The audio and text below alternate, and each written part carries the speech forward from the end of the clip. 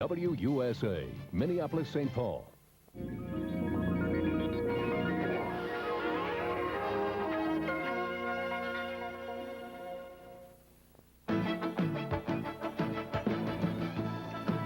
Now, from the action center of the Twin Cities, News 11 with Paul Majors, Diana Pierce, Tom Ryther on sports, and meteorologist Paul Douglas.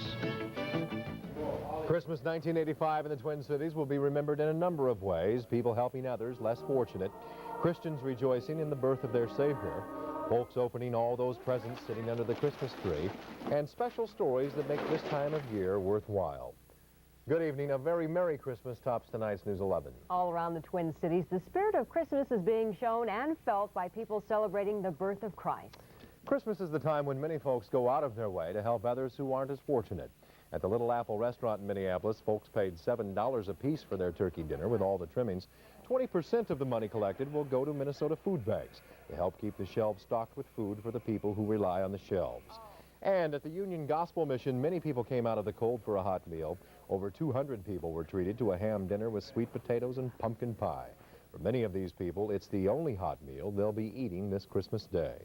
And there was quite the Christmas celebration for folks at the Protection Shelter and Referral Services home in St. Paul. Tonight, Susan Carroll tells us Santa had no trouble finding his way to this temporary home. Brandon celebrated his third Christmas like a lot of little kids. Santa Claus came last night for you. There was candy from Santa, a GoBot, and... Mom found it. That's right, a transformer. Brandon's mom says they're lucky to be having a Christmas at all this year, since they have no real home. But for Brandon, it was all just fun. What'd you all get? And there was some unexpected fun for the other residents, especially for Brian, Jerry, and Crystal, who's 7 weeks old. They arrived just last night. And the people there say having children around makes a difference.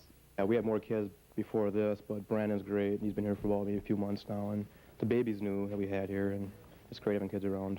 Brent Carlson helps run the shelter program, and he says today is a chance to focus on fun for a change, to take a break from the complicated work of helping people through tough times to a more simple message.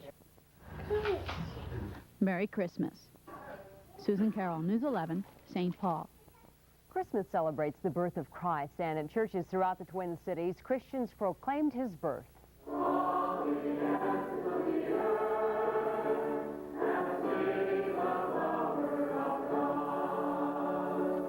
Scenes like this one at St. Bonaventure in Bloomington were played out at churches all around the Twin Cities on this holiest of days for members of the Christian faith. In Minnetonka, members of the Lutheran faith turned out at the Bethlehem Lutheran Church to celebrate the birth of Christ.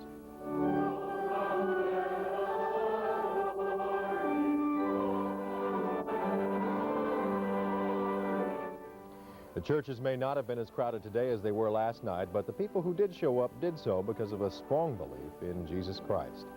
And members of the Greek Orthodox faith turned out in northeast Minneapolis to praise Jesus Christ. Members of the congregation said prayers and gave thanks for a safe and happy Christmas. And before heading to church, many folks sat around the Christmas tree opening up their presents. This morning, Andrea Shane caught up with the Smart family who really knows how to open those gifts. It's been a long night, tossing and turning, hoping to hear even the slightest sound from Santa. But this morning, their curiosity is quenched. Santa did show up. Probably in too much of a hurry to enjoy what was left for him the night before. Here, Marie, here's yours. But never mind, the rest of the family is up, and it's time to open all those presents. Mom, look what I got for Peggy. Oh, boy. Isn't that neat? I wrapped that one. Oh. I'm going to open this one, okay? Sue, What's that word after that? here's one for you over here. We get to go to the Chanhassen. Mom, Yes. it's from them. Kathy! And all the commotion continues for 20 minutes. Why do you have to make boxes so confusing? That's from your brother. No. Well, I know now. Now I know. It's a slide projector. Guess what, kids? We're going to have a knife that cuts. Yeah. 3 more. Oh, boy. Sure. You sure spent your money well. Somebody likes Scotch tape. Oh, thanks, Rick. Look, I got you. Wonder how long it'll take to lose this one. They unwrap boxes that took months to buy. But more importantly, the Smart family is together. And this is a moment they want to remember.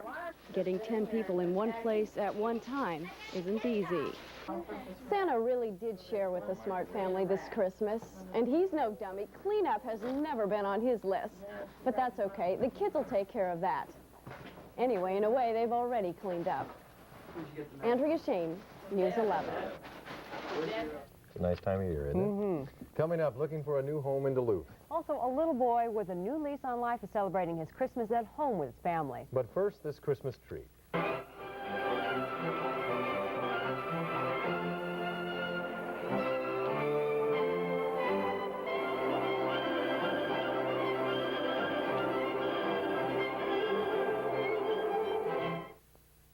Come on, guys, let's get our St. Paul Winter Carnival ice block. Good idea, yeah. I'm sure my Aunt Myrtle in Miami would love one of those ice blocks. Well, wouldn't you like to win some of these prizes? You mean like the Jeep, the mink, the vacation, the $3,000 in cash, the boat motor and trailer? Well, yeah, I would, yeah. Hey, John, what are we doing at the freezer compartment? Ice blocks are frozen, Bob. Hey, the ice block certificates are up here for only $10. Yeah, just like I was saying, perfect thing for my Aunt Myrtle. Cash in on Larry Reed this week. Right now, the exciting 1986 Plymouth Colt only... All over the world today that marked the start of Christmas Day, 1985. The sparkling eyes of children of all ages tell the story of this holiday. But it's a day that will also be remembered for the spirit of the season that goes beyond the gift of just giving gifts. Good. At this price, Colts will go fast at Larry Reed's Bloomington Chrysler Plymouth Bloomington. Lease your...